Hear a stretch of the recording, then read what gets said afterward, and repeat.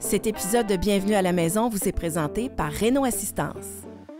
Son parcours en immobilier est axé autour du design, du beau et de la proximité de l'eau. En ce moment, avec sa conjointe Vanessa Boudria, il mène un projet d'envergure, celui de convertir le grenier de sa maison centenaire en pièces multifonctions. Ancien chroniqueur télé, désormais, il est à la tête du département des moments, une entreprise qui nous offre des célébrations de vie hors du commun. Aujourd'hui, je reçois un ami, un ancien collègue, Jean-Pierre Gravel. Jean-Pierre, bienvenue à la maison. Merci. Bienvenue dans ma salle à manger. C'est si beau. Tu trouves? Ben voyons. Le goût de Marie-Claude Savard, y a-t-il vraiment quelqu'un qui va mettre ça en doute ici? Ben, en fait, on va parler de ton goût aussi. Je suis contente de te recevoir parce que c'est en quelque sorte des retrouvailles avec un ami de longue date. C'est vrai. En même temps, on a plein de choses à se raconter. Il y a ta blonde qui va se joindre à nous un petit peu plus tard parce que tu as beaucoup de projets. Et on va discuter immobilier, de toi et de tout ce que tu aimes du design. Alors, bienvenue dans mon podcast. Très heureuse. Pareillement. Alors, le design, l'architecture, tout ton goût, finalement, ça devient de où cette passion-là? Quand est-ce que ça s'est pointé dans ta vie? D'où ça vient, c'est sans doute du papa. On en a déjà jasé parce que toi, tu as un bagage en art plastique. Mon père est un ancien prof d'art plastique qui m'a d'ailleurs enseigné. Maman, bibliothécaire. Fait que le beau dans les histoires, je dis toujours, moi, je n'allais pas finir comptable. Dans ma vie, je peux pas dire à l'adolescence que j'avais cette passion-là. Aux résidences, au cégep à Jonquière, non. Ma chambre était très, très typiquement laide, je dirais. Premier appartement non plus. C'est vraiment quand, avec une ex-conjointe, on a acheté notre premier condo. Et ça correspond à la période où toi et moi, on s'est rencontrés. Ça, c'est vrai, parce que je me souviens d'être allée à un de tes condos. Oui. Et on est assis autour d'une banquette. Mm-hmm. Puis on est en train de prendre un verre, on jase. Et là, tu me dis, j'ai fait la table. Oui. T'en souviens-tu de ta Oui. table carrée? C'était sur Saint-Ambroise. J'en revenais pas. Je me suis dit, ben voyons, toi, chose que t'as fait de tes mains un meuble. Et t'es un peu, je veux pas dire autodidacte, mais en fait, c'est que tu te fais confiance. T'as une certaine audace. Oui. À cause du papa, encore une fois, ou grâce, je devrais dire. Je suis loin d'être ébéniste, menuisier, là, on n'est pas là-dedans du tout. Le côté outil, c'est un petit peu moins moi. Le design, on va en parler, il y a eu plusieurs achats de condos successifs. J'ai eu un ami homme à tout faire qui m'a suivi longtemps et je disais toujours, moi, je suis le parfait second. Je me souviens, entre autres, d'un condo dans le Vieux-Montréal où il y avait une partie démo et moi, la démolition, j'aimais beaucoup ça. Et là, c'était comme un rêve d'une émission de Réno parce qu'on prenait vraiment la pioche, puis en arrière du mur, il y allait avoir de la brique d'époque. Moi, je suis fan de cachet. Je vois de la brique, je vois de la pierre et je viens quasiment ému. Pour moi, c'est une œuvre d'art, c'est l'histoire, c'est quelque chose qui est très, très précieux. Puis on va se dire les vraies choses, Marie-Claude, à Montréal, au Québec, on n'a pas une histoire qui date de plusieurs centaines d'années. Quand on va en Europe, et d'ailleurs, on va repartir avec Chérie dans quelques semaines, moi, je peux marcher sur une rue, regarder des toitures, là, comme à Paris, puis vraiment, là, pour moi, c'est une attraction comme d'aller à un musée. Je trouve ça sublime.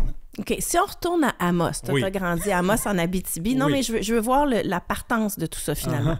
Ça ressemblait à quoi, ta maison d'enfance? Écoute, maison de famille moyenne, donc c'était un duplex. À l'intérieur, c'était petit, puis avec le recul, je me demande comment on y est arrivé. Donc, 3 enfants, 2 parents, une seule salle de bain, mais minuscule. On avait une belle cour quand même, donc beaucoup d'arbres, très lumineux, et un sous-sol qui a été aménagé sur le tard.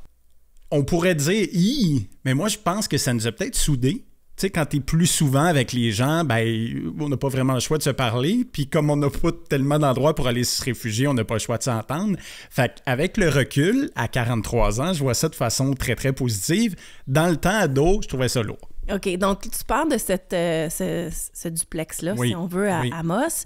Tu t'en vas à Jonquière étudier. Finalement, tu arrives à Montréal, première propriété en couple. Oui. Fait que tu cherchais quoi à ce moment-là? Est-ce que c'était juste un investissement ou c'était un lieu pour vivre? Comment tu vois l'immobilier, toi? Est-ce que c'est un endroit où tu es bien ou c'est carrément un investissement? Dans le temps, c'était pas un investissement. On cherchait quelque chose qui allait être près du Vieux-Montréal, qui est mon quartier fétiche, mais déjà, les prix là-bas étaient plus élevés. Je crois peu à la notion de regret dans la vie, mais si j'avais pu, je sais pas, quand je suis arrivé à Montréal à l'époque, là, en 2001, comprendre ce marché-là, comprendre que, tu sais, le Vieux-Montréal, si on recule il y a 20-25 ans, Marie, Il y en avait des lofts, même sur de la commune. Les gens ne voulaient pas ça. L'été, il y avait trop de touristes. L'hiver, c'était fret, c'était sombre. Je me dis, si j'avais pu en acheter un à 150 000 dans le temps, qui vaudrait aujourd'hui quoi, 1,5 million, 2, ça, c'est un petit regret que j'ai. Fait que cette notion-là d'investisseur, je ne l'avais pas. On a trouvé une nouvelle construction qui était dans le quartier Ville-Marie, juste, tu sais, on traversait puis on arrivait au fleuve. Fait que c'était comme payer moins cher sans les mauvais côtés.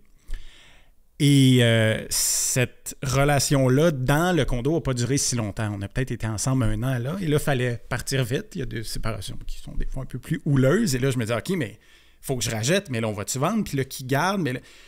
Et j'ai racheté finalement dans le même bloc. Il y avait une unité de coin, une unité modèle qui appelle plus petite, un 3,5 qui était libre. Puis il fallait que je parte. Fait que je suis allé là. Et là, j'ai commencé à comprendre avec cette unité-là qui était seulement à moi que oui, c'est un investissement. Que oui, si chaque fois je les remietais, j'y mettais un style avec la valeur du marché, avec les taux, c'était comme un complément de nos cachets de job. Là, j'ai commencé à me dire, oh, on tient quelque chose. Quand je suis retombé en amour et qu'on a racheté un condo, là, nous, on voulait aller près du marché Atwater. Donc, on avait trouvé un condo, la brique que je te parle, c'était une ancienne tannerie. Là, j'ai vendu donc ce condo-là, puis j'ai vu qu'en 2-3 ans, il y avait des sous. Puis c'était juste un petit 3,5. Donc oui, ça, c'est devenu comme non seulement la passion du design, mais chaque fois de rénover, de mettre à ma main, puis de faire toujours un profit. J'ai eu un seul échec immobilier quand j'animais Salut Bonjour Week-end. La 2e année, bulle au cerveau, une connaissance du cégep qui vendait une maison neuve qu'elle avait fait construire avec son chum. Puis là, t'entends maison neuve, il n'y avait pas de cachet, là, qui était pourtant, moi, ma base.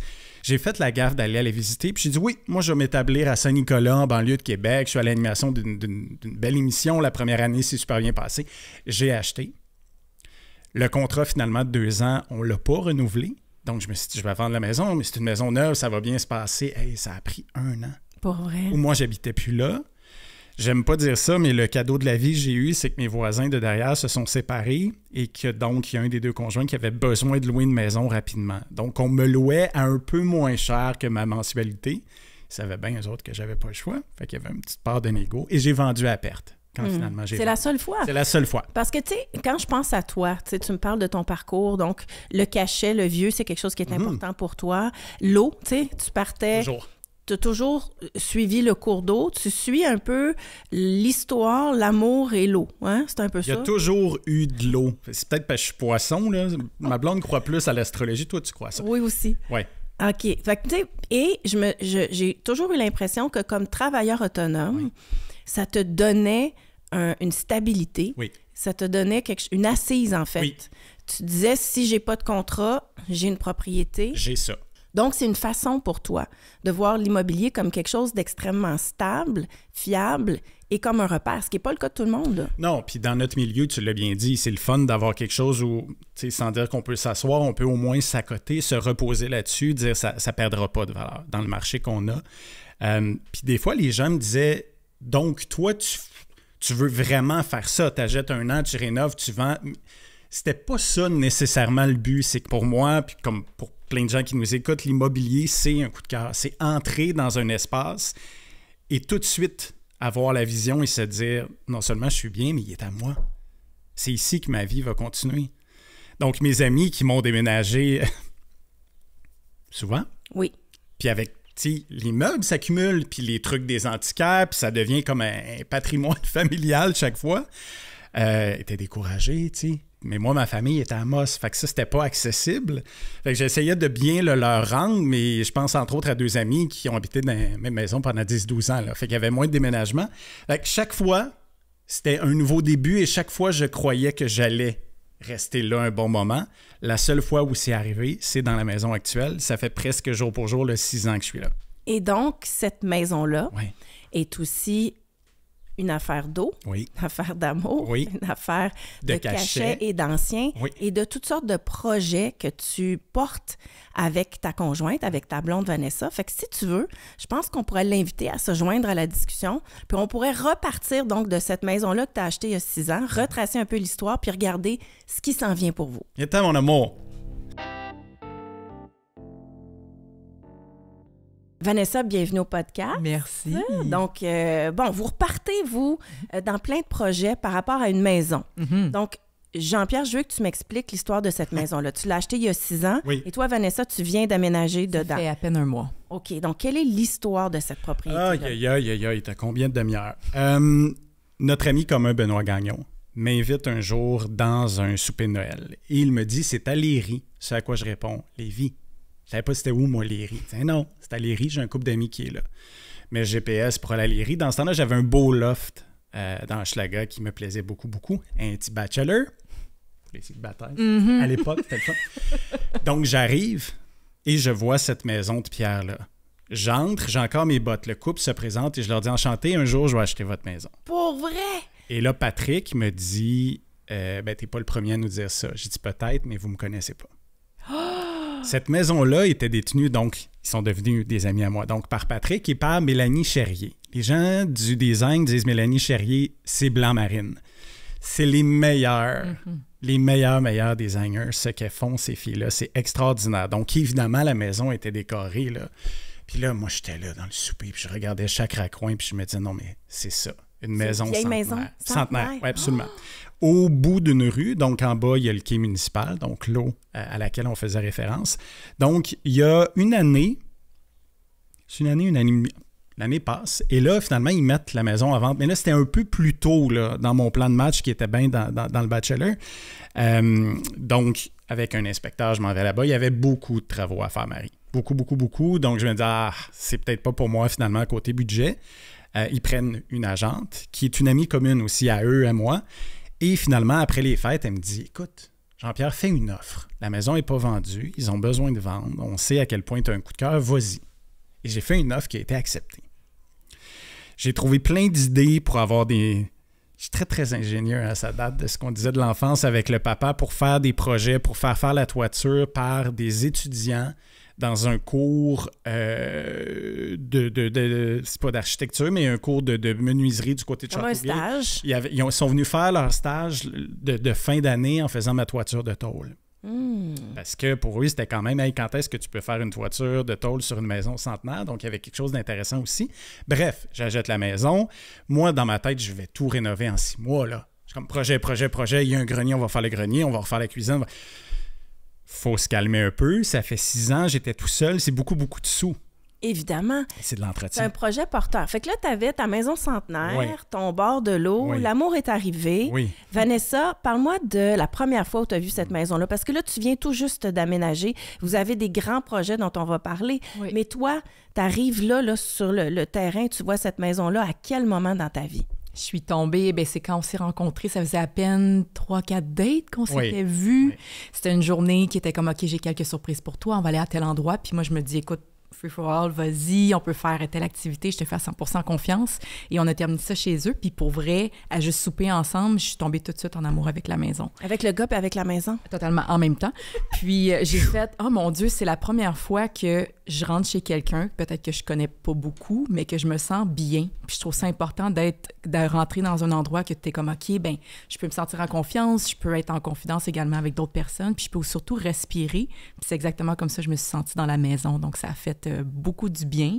Puis à force d'y être de plus en plus, puis tout ça, je fais, pour vrai, il y a un petit sentiment d'appartenance. Puis je me fais sentir, je me sens très bien. Mais attends, ça c'est la version cute, là. Oui. Vanessa a amené un très, très bon point. Tu sais, quand on parle de style qui évolue, il y avait une coupe de panache. Tu sais, il y avait cette idée-là de faire un chalet. Fait qu'au départ, c'était beaucoup chalet. Puis là, les gens disaient, t'aimes ça, Chevreuil, c'est ton Abitibi. Fait qu'ils te donnaient un coussin, un ci, un ça.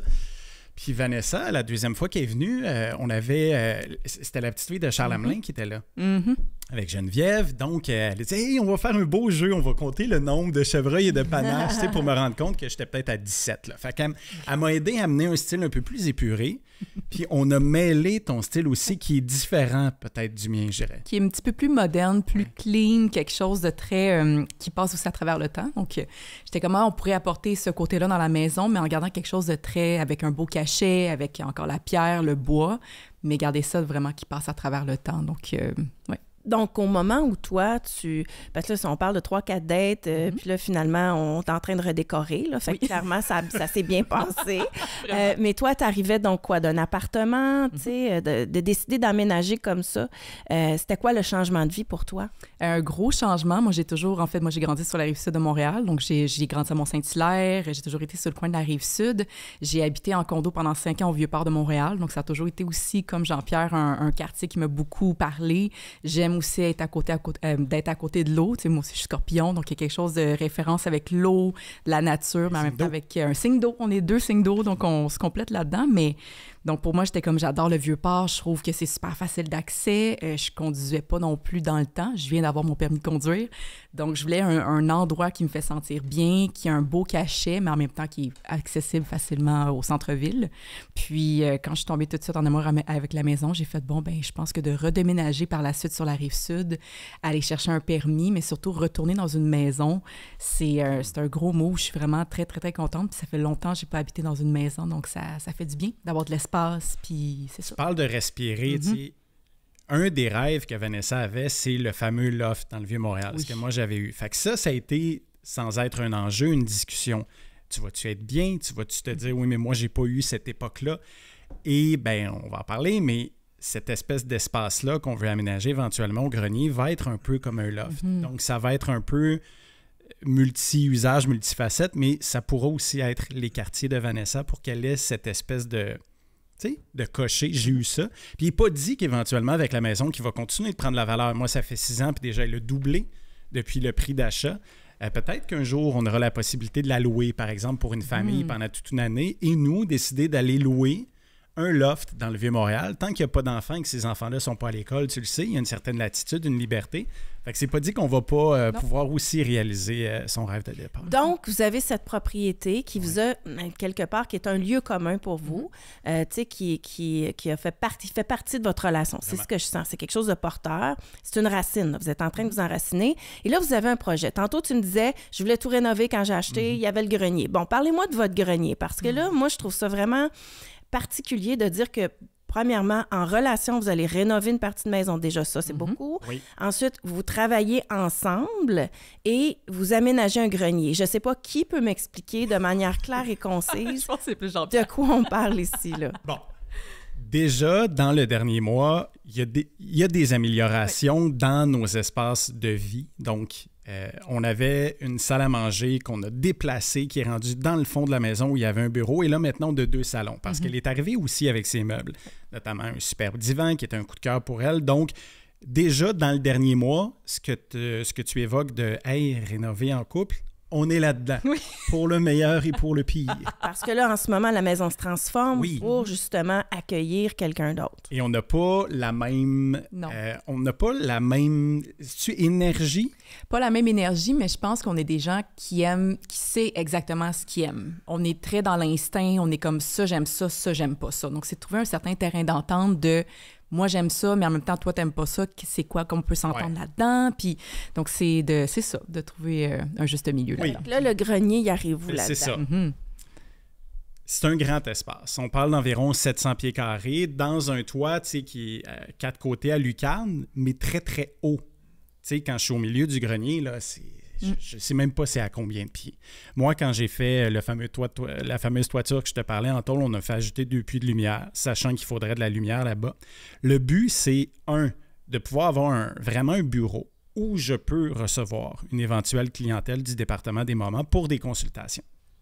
Mais aussi, quand ils ont une célébration de vie à faire qui est plus intime, où ils ont besoin d'un lieu où il y a du cachet, où ils sont bien, où ils sont peut-être, je ne sais pas moi, 5, 10, 15, pourquoi ne pas faire ça dans cet espace-là? Ça devient aussi un espace pour faire du montage, parce que Vanessa nous donne un coup de main beaucoup, beaucoup pour les montages vidéo. Elle a vraiment cette force-là. Elle a plein de passions dont elle va pouvoir te parler, qui seront aussi aménagées, qui pourront en fait avoir lieu dans cet espace-là, avec chacun nos petits bureaux créatifs. Ouais. Puis là, je parle de tes passions. T'es mieux placé que moi pour les évoquer. Autant je veux que ce soit un espace où que je vais m'entraîner aussi également. Autant faire des pratiques de danse, avoir un espace où que je peux vraiment me libérer là-dedans. Également la musique aussi. Je trouve que je suis énormément dans ma job en tant que comédienne et danseuse professionnelle, mais j'ai besoin de des petits passe-temps, des petites activités qui vont me sortir de ma tête. Puis je me suis dit, je pourrais faire un cours de DJ, je pourrais commencer à mixer un peu ou même cuisiner aussi également, traiter des fleurs, tu sais, quelque chose qui n'est pas dans mon travail au quotidien. Okay. Moi, je me dis, je pense que cet espace-là va me permettre de juste créer, d'être libre, puis surtout me recentrer d'un fois dans un monde un petit peu plus chaotique qui est le domaine artistique. Elle a toutes ses passions-là artistiques. Ça a fait des gâteaux, ça, quand c'était jeune, là. Tu sais, des pâtisseries, le DJ, c'est sûr qu'on le voit qu'elle a ça en elle, juste dans les playlists qu'elle nous fait. La danse, évidemment. Fait que quand je te parle d'un espace de 700 pieds carrés, c'est vaste. Elle est capable de monter des chorégraphies là-bas. Fait que oui, je comprends que les gens comme toi, là, j'ai vu ton sourcil levé, c'est un gros melting pot, mais cet espace-là, vierge, ouvert, nous permet ça. Donc, multifonction, c'est ce que je comprends. Un poumon. Hein? Vous allez rajouter un poumon à votre maison, c'est ce que c'est. Ça va être de l'oxygène, c'est ça que c'est. Exactement. Donc, est-ce que vous allez... Toi, tu as beaucoup d'expérience en immobilier. Clairement, toi, tu as une bonne direction de vie. Tu sais exactement ce que tu veux, toi aussi.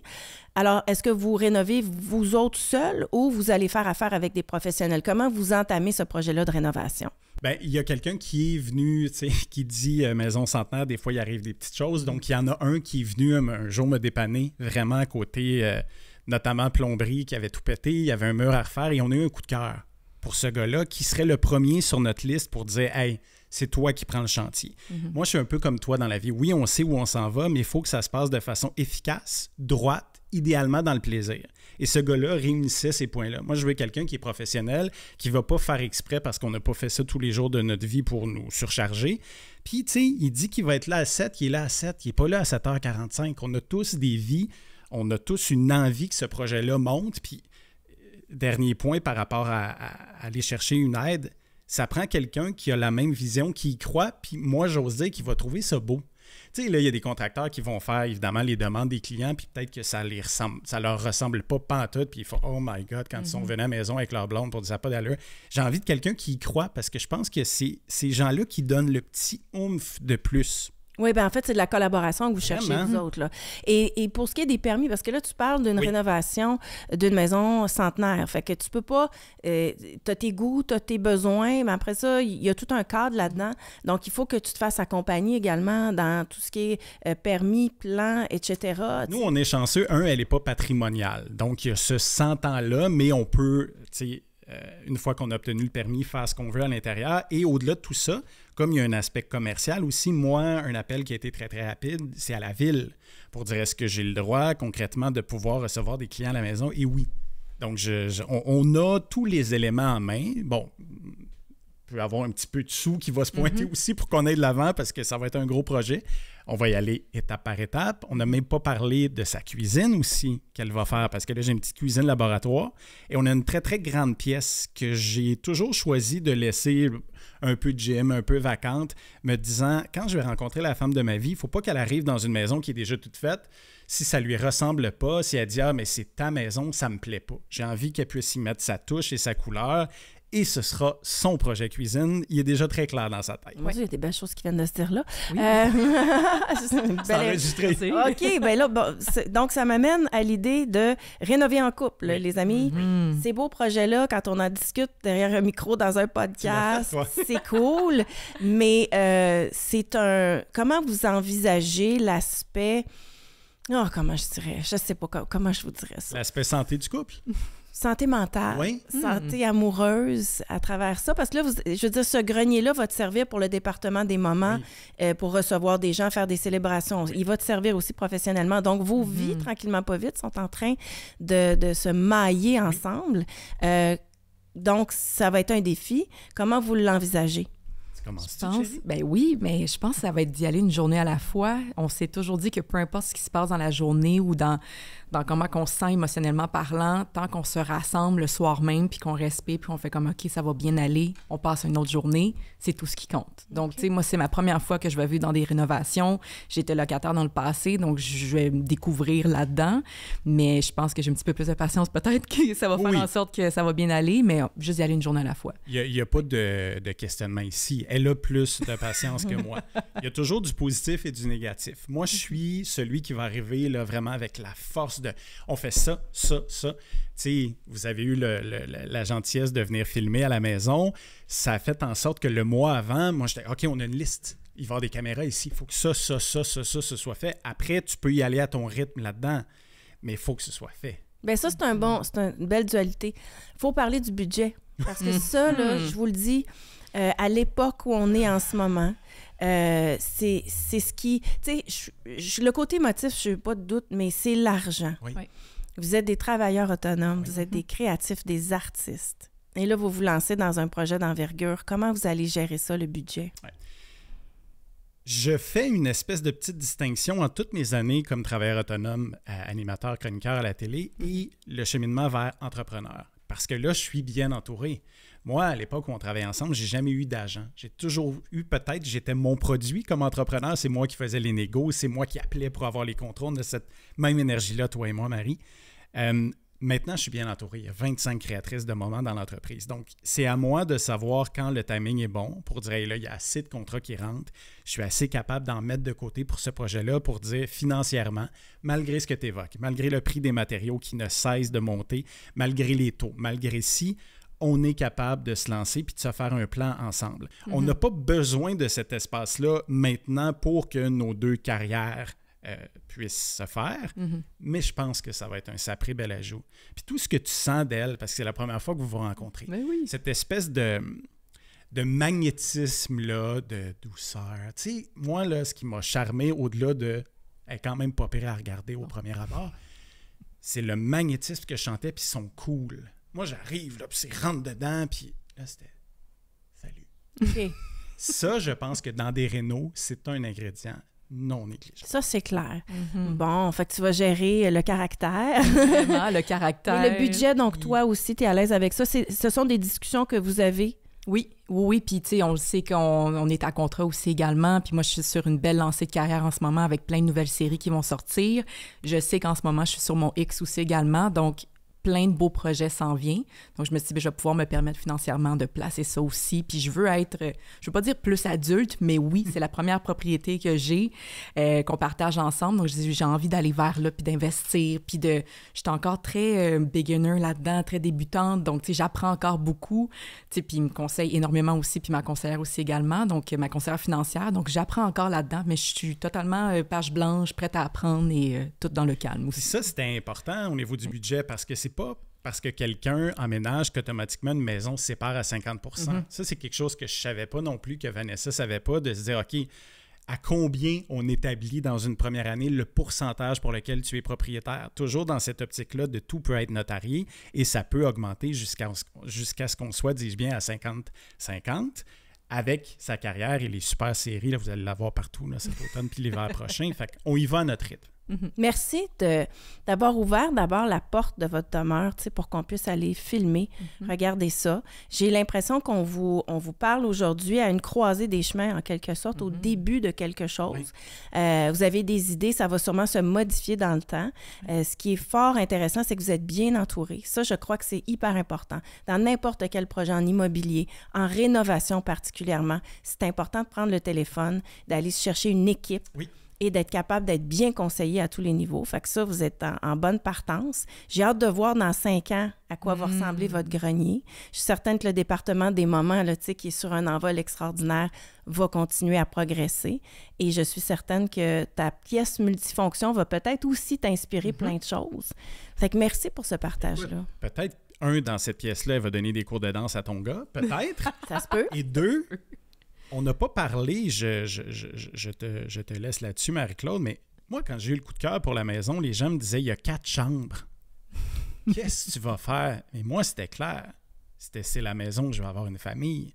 Fait que là, on parle du grenier dans 5 ans, mais on espère qu'on aura rénové au moins une chambre.